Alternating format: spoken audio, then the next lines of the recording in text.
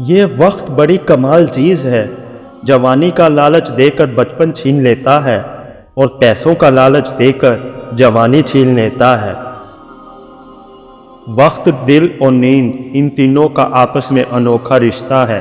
بچپن میں وقت بھی ہوتا ہے، نیند بھی آتی ہے، مگر سونے کو دل نہیں کرتا۔ جوانی میں دل بھی کرتا ہے، نیند بھی آتی ہے، مگر سونے کا وقت نہیں ملتا۔ بڑھاپے میں وقت بھی ہوتا ہے، دل بھی کرتا ہے، مگر نیند نہیں آتی۔ لوگ کیچڑ سے بچ کر چلتے ہیں تاکہ کپڑے خراب نہ ہو جائیں، اور کیچڑ کو یہ گھمنڈ ہونے لگتا ہے کہ لوگ اس سے ڈرتے ہیں۔ ہمارے ارد گرد بھی کچھ انسان اسی غرور میں رہتے ہیں۔ داڑھی والا چوری نہیں کرتا، چور داڑھی رکھ لیتا ہے۔ نمازی دھوکہ نہیں دیتا، دھوکے باز نماز پڑھ لیتا ہے۔ اس لیے برائی کو ختم کریں، نیکی کو نشانہ نہ بنائیں۔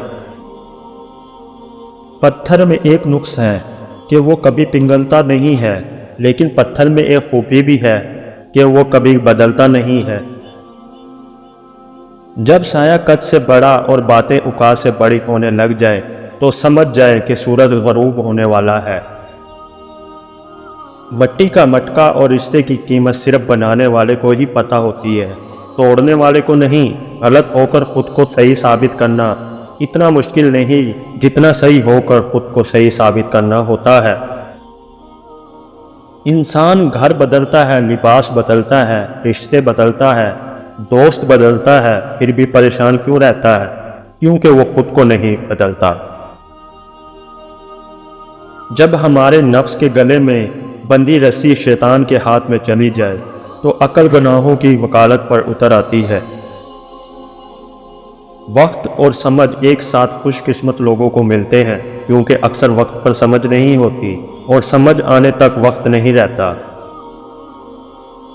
کچھ لوگ اپنے آپ کو انسان نہیں فرشتہ سمجھتے ہیں، اور ان کے کام بھی فرشتوں جیسے ہی، یعنی دوسروں کے گناہوں اور برائیوں کا حساب رکھنا۔ اگر کوئی تم کو صرف اپنی ضرورت کے وقت یاد کرتا ہے تو پریشان مت ہونا، کیونکہ فخر کرنا کہ اس کو اندھیروں میں روشنی کی ضرورت ہے اور وہ تم ہو۔ حوصلہ رکھ، ایک وقت ایسا آئے گا جب گھڑی دوسروں کی ہوگی اور وقت تیرا بتائے گا۔ گھر میں رزق کی کمی محسوس ہو یا گھر میں برکت نہ ہو تو رات کو عشاء کی نماز کے بعد اول و آخر 11 بار درود شریف اور 100 بار یا واسو پڑھیں اور دعا کریں، انشاءاللہ گھر میں برکت ہوگی اور رزق میں اضافہ ہوگا۔